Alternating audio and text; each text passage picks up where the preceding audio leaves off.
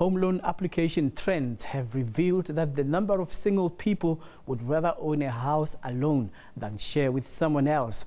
The number of single people who bought residential properties through banks increased from 48% to 56% between 2016 and 2018.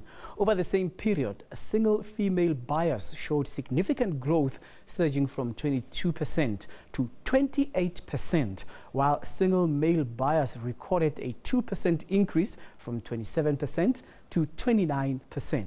So what made single people to wake up and buy houses alone? Well, let's ask Mfundo Mabaso, FNB home finance expert. Say, welcome. Thank you. Are single people getting tired of buying houses jointly? No, I think it's not necessarily being tired of jointly, but it's just the awareness that they can buy it alone.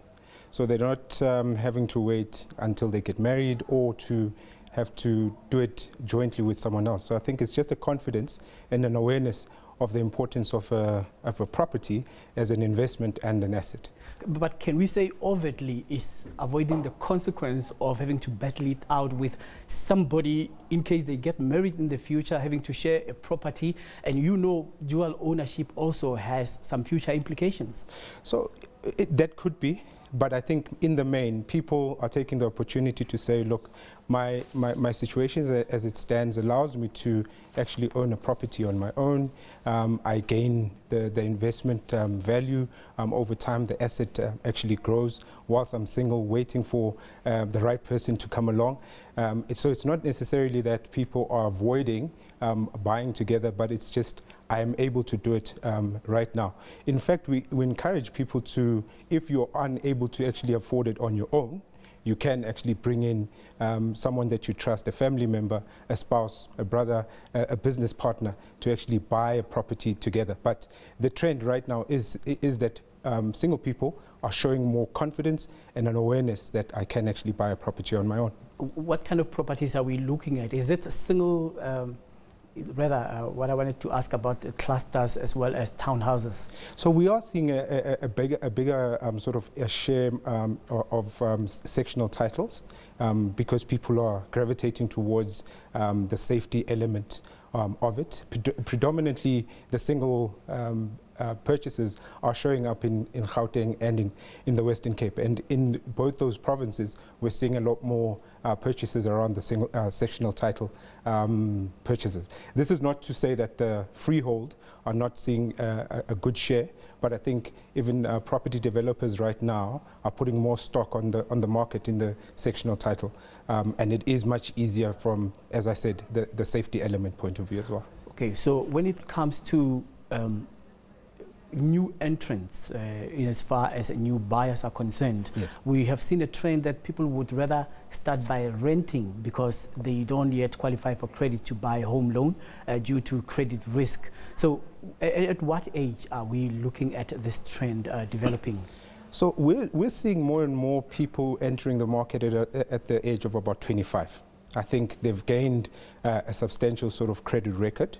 We can see how they conduct themselves because how we actually afford you or give you credit is on the basis of how you conduct your credit profile, your credit obligations on your credit profile. So it's important for people when they do actually enter into credit agreements in their younger age that they actually conduct themselves very well. And the more you conduct yourself well, the earlier you can actually get into the property market. But to answer your question directly, at around the age of 25, we're seeing a lot more people coming in as singles across the board in actual fact. When it comes to people who are starting work, we have observed that some of them would rather start by renting. So the issue of rent to buy, does it indicate that it's perhaps now reaching the maturity stage where one can be able to buy their houses on their own? Yeah, so look, I think people then enter the market and say, look, I'd like to buy in a particular area, but I'm not good for it. So they'd prefer to actually rent in that area and actually gain a track record before they're able to buy in the area. The issue of rent to buy is something that is gaining a lot of traction. We're taking a keen sort of view on it. We haven't entered into too many of those arrangements. We prefer that the person actually goes in and acquires a track record, comes to us, and we'll assist them from a buying point of view.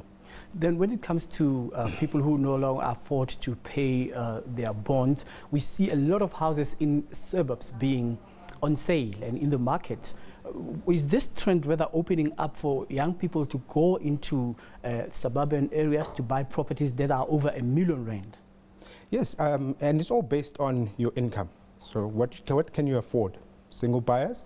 If you can afford it on your own, by all means, you can enter into any of the property areas that is appealing to people.